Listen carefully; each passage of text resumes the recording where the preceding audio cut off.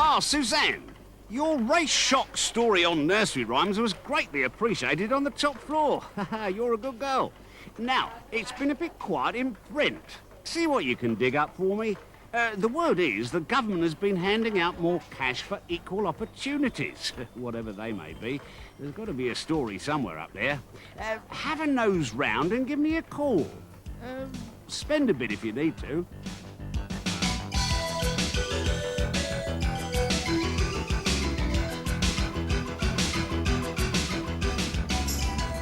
Take me to Brent Town Hall, please. Okay, dear.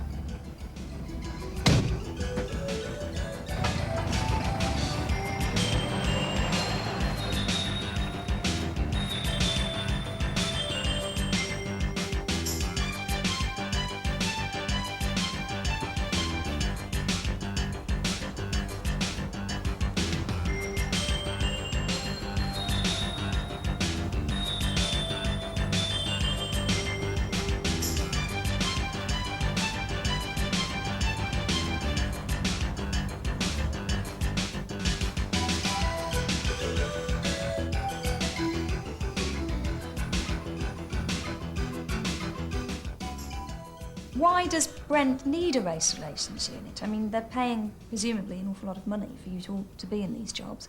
Why exactly are you needed? Well, the race relations unit came about because of demands from the community, which felt that their needs were not being met. We provide a number of services to the community.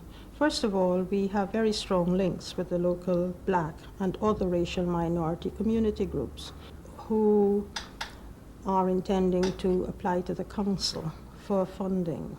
In addition to that, our language section provides a service to the community. Forgive me, I'm a bit concerned.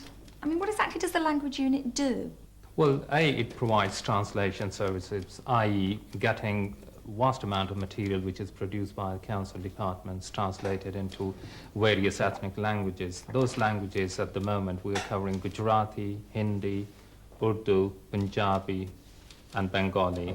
For instance, during the year 88-89 we produced something like 200, in excess of 200 documents.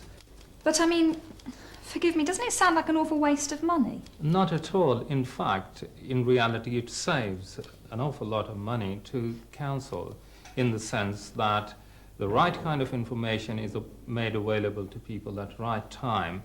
We believe that actually providing information in ethnic languages will make the best use of council services. Presumably the council building itself has full access for the disabled. Whoops. Seemed like a simple enough question. In what way has the work in the disability unit got anything to do with equal opportunities exactly? Well, disabled people traditionally have not had equal opportunities in terms of general provision in the community. Our work keeps us very closely in touch with disabled people and their organisations in the borough in terms of all provision, not just physical access, but access to information. And have the council, worked on your recommendations and actually made changes that you'd consider suitable? Yes, have you they had have. More ramps put into libraries, things like that? Yes, they have. I mean, there's still a long way to go, but as more and more people in the council start becoming aware of disability as an issue and getting it higher up on their agendas, then progress is being made.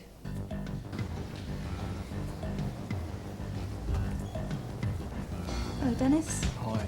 What do you think of the new library then? Oh, it's really great. It's great for disabled people, people who can't get around.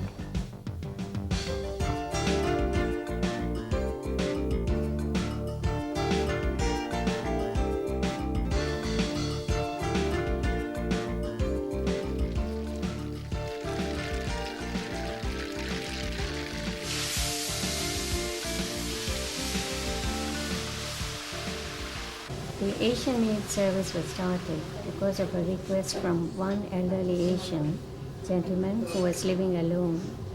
In Brent, there were quite a few elders who were living alone and isolated, and they needed to be provided with a hot meal which was traditionally prepared and served. And then word spread within the community. Yes, once the service was available, the demand grew gradually, and now we provide about 150 meals per day. Well, this is a West Indian style beef curry.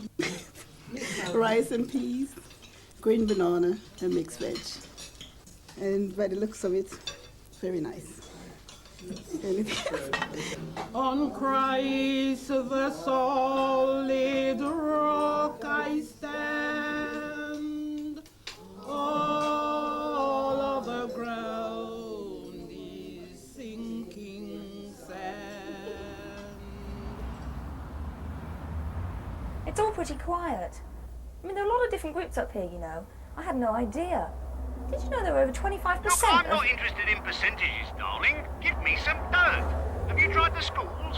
The Home Office has just put more money into some sort of racial equality scheme. Well, there must be something iffy. Remember the race spy scare. Find me some terrified teachers. Get sniffing, Suzanne. I'm working to a deadline here. And he comes across an old man planting yams in a field, right? And he says, I've been chased, I'm going to die, I'm going to die, I'm going to die. Can I hide somewhere? And this old man's a very kind old man, very kind. So he says, come into my mouth and you can hide in my body, right? And the snake sort of jumps in, yeah, right? And curls himself all nicely and contentedly inside his body. Love that. Yeah, they will, won't they? And the snake came up to this old man and he said,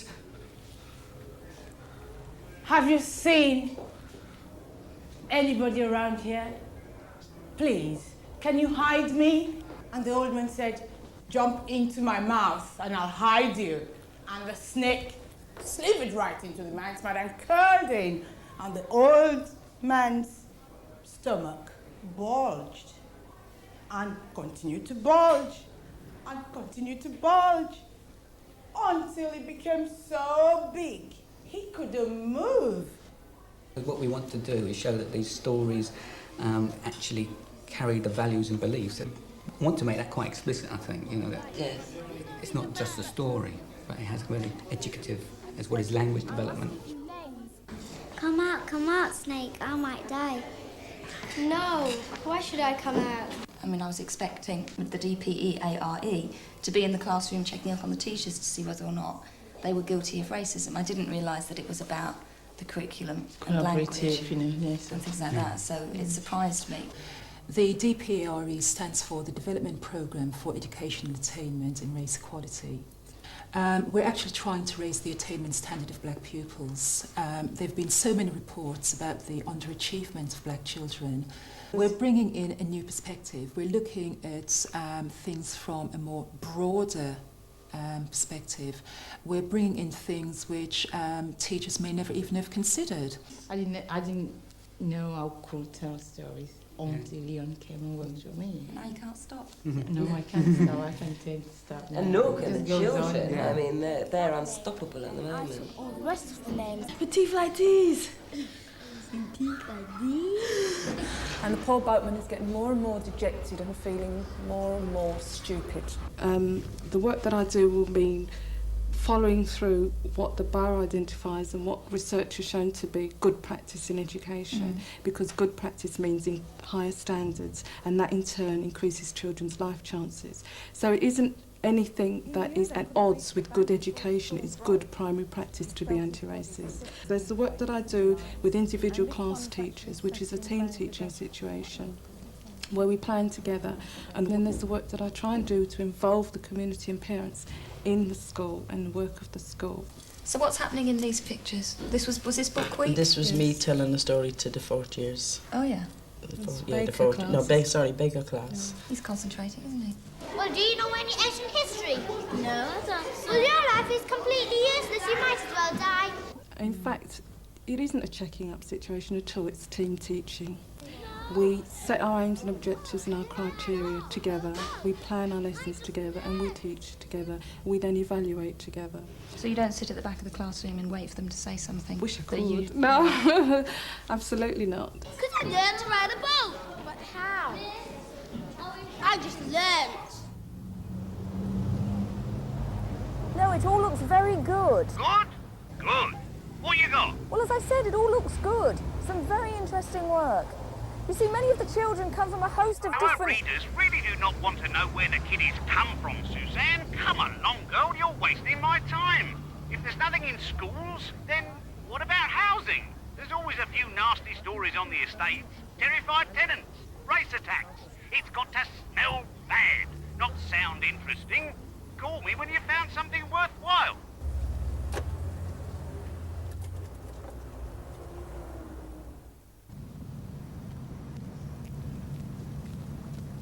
We do have these major problems on the estate, primarily crime and assaults on the estate.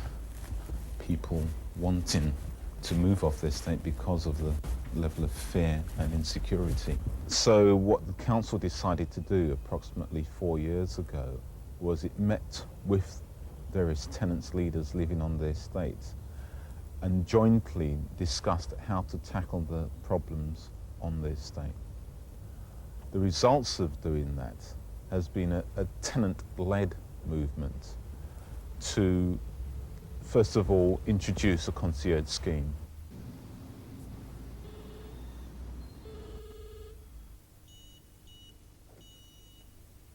Tell me exactly what you do with regard to the concierge system. If somebody comes to the door, what happens exactly? Well, I ascertain which flat they wish to go to. They speak to you through an intercom? They speak to me through the machine, Yeah. and then I contact the tenant and ask them if they want that particular visitor. If they do, I can open the door and let them up. Now, since council did this, only one mugging was happened since has been built. Tenants are very, very peaceful. They have no fear at all. They are feel very confident, and they are absolutely very secure.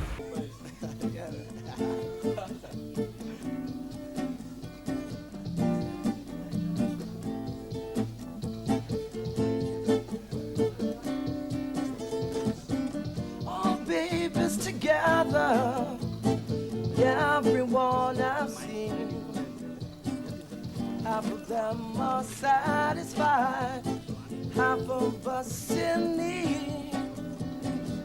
Love battle within us, torn by our dreams.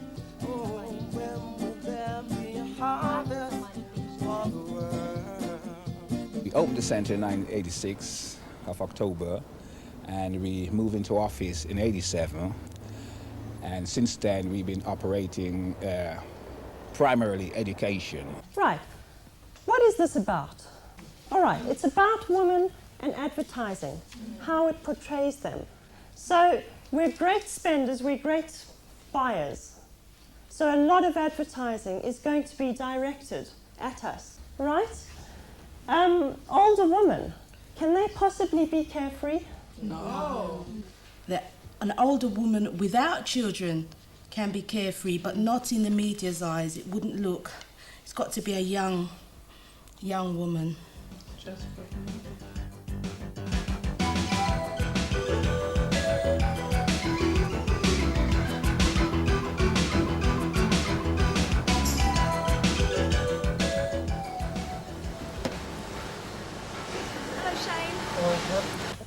All our workers are disabled.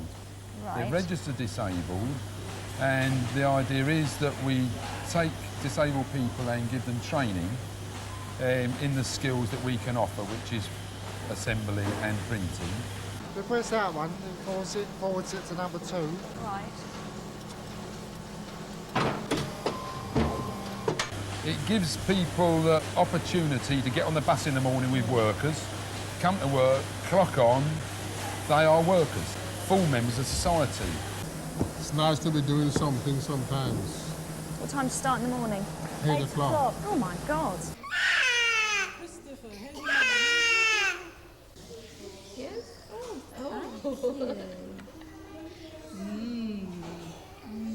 What's the benefit of a place like Press House for your average mum with 2 toddlers? I mean, for most of the parents, they have been living in hotels for about 2 or 3 years.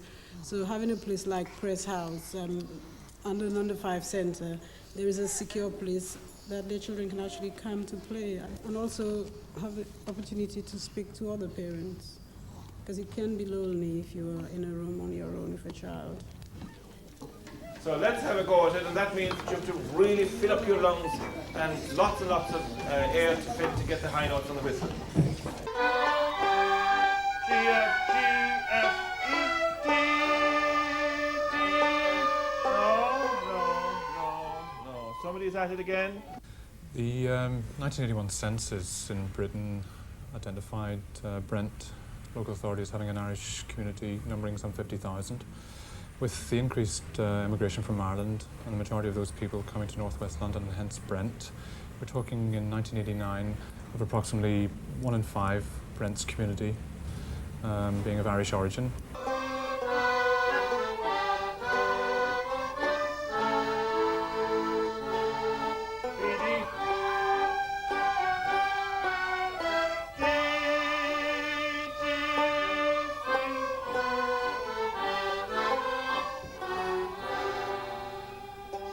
Good evening. Tonight what I want us to try and discuss is something that's clearly central to any understanding of post-partition Ireland. With the church and supported it like they do, they would in fact lose some of their national Irish identity.